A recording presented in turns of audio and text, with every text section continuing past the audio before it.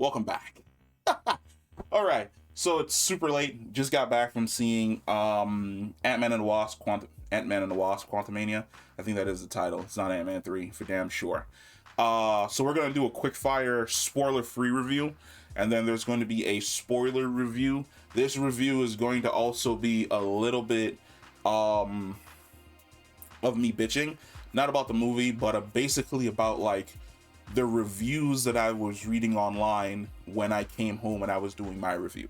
So number one, things that worked in this movie. Jonathan Majors, of course he does. He's absolutely fantastic.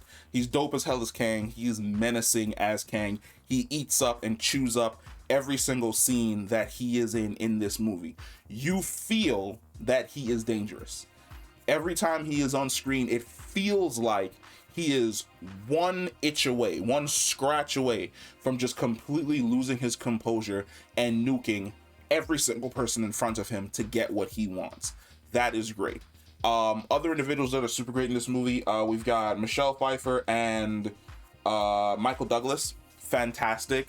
I really liked getting to see just how deep their relationship was. They play extremely well off of one another. Not only do they play extremely well off of one another, learning Janet's backstory of her life while she was in the quantum realm is really, really dope. Because you get the sense of just how lost and desperate she was to essentially make it home back to her daughter. That Hope was always the driving point of her making it back to basically the macro world from the micro world.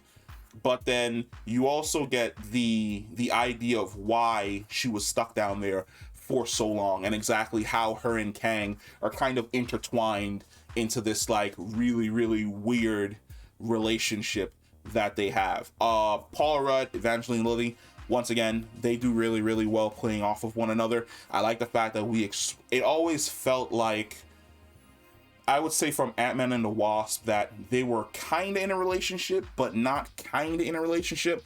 This movie kind of corrects that. Like, it does really well emphasizing that they are in a really deep relationship that we've only really gotten hints of before. Like, you really explore the fact that, like, they are equals.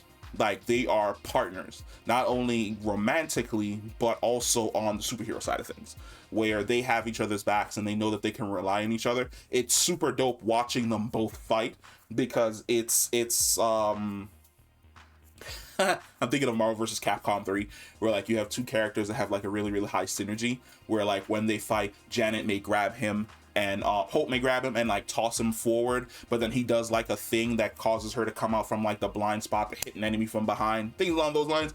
That's great to see. I love watching superheroes do combos in their movies. Now, certain individuals from the cast, Bill Murray, he's wasted. Like, yes, he was in the trailer. He's not in the movie for like a really long time. He's there, then he's gone, and then that's it. You never hear from him again.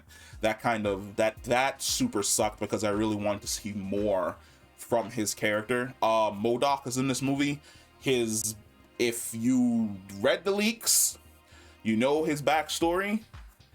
I really feel as though he was underutilized and wasted, but we're gonna get deeper into that in the spoiler review. Cassie Lang is played by Kathryn Newton. To be quite honest, I think that the character that I have the most problems with in this movie is Cassie, because Cassie's, I don't know who wrote her character this way, but I have a feeling when you see this movie, she is going to annoy the hell out of you with a lot of the decisions that she makes.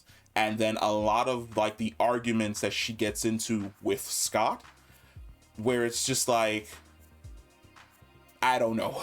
Like I usually don't. Usually if I don't vibe with a character, I can get past it, but I didn't vibe with her character so hard that like I could not get past it, and it just kept annoying me as the movie continued on. I really feel as though they wrote her character bad in this film.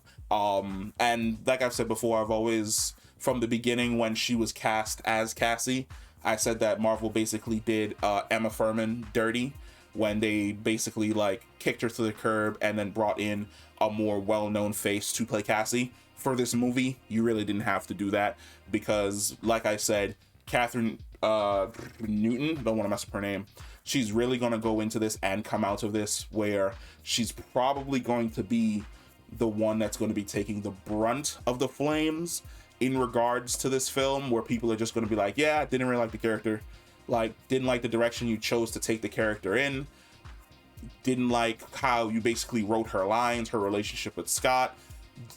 There's like this weird thing going on where, yes, I know it's been 5 years, but I don't know whether or not, like, I don't know what's going on with like the entire family, but I'm gonna talk about that in the spoiler review. Story wise, I thought this was a good story. It's not gonna knock your socks off. It isn't gonna be Infinity War. It's not gonna be Endgame. If I had to compare it to another movie, I would say go into it with the type of hype and enthusiasm you probably had for Iron Man 2. It's an enjoyable movie. It sets up where the future of the MCU is going to go. It lets you know just how dangerous the main villain of the MCU is going to be every single time he pops up to take on the Avengers or take on this person or kill that person. So as far as I'm concerned, this is a decent movie. This is a decent MCU movie.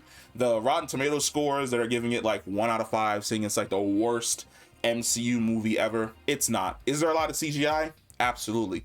Do you get past it because of the locale that they're in and all of these like amazing places? Like, you've seen the trailer, that sequence where there are like multiple Ant-Mans like running towards a goal. It looks fantastic. It looks super crazy. I enjoyed the hell out of it. It didn't feel as though my eyeballs were melting like when I was watching Thor Love and Thunder. Yes. It didn't feel like that when I was watching Thor Love and Thunder. This is a decent movie. I can understand where people are saying it's not the great pinnacle of the MCU that will push forward Phase 5. Didn't have to be. Because, like I said, out of the first 5 movies that launched Phase 1 of the MCU, the only good one was Iron Man. Like, the only really good one was Iron Man. The rest of the movies were middle of the pack. Like, when you sit down and you look at it, Thor, middle of the pack. Captain America, the First Avenger, middle of the pack. Like, Iron Man 2, middle of the pack. Like, you'll be okay. It's a nice jumping off point for what they're attempting to set up leading into the Kang Dynasty. Like, I think that probably the first movie that's really gonna crush it is going to be whatever the first ensemble movie that brings everybody together. I really think Guardians of the Galaxy is setting up to be the first major W for the MCU, but we're gonna see. Like I said, it's just a spoiler-free review, so, you know, let me know what you thought about Ant-Man and the Wasp 3 Quantumania. Comment down below and wait for that spoiler talk video. We're going to be discussing all the crazy stuff. Then there's going to be like another video where I'm going to be talking about the mid-credits and post-credit scene, and then another video talking about like those special people and what they're up to. All right, and I'll catch you in the next one. Peace.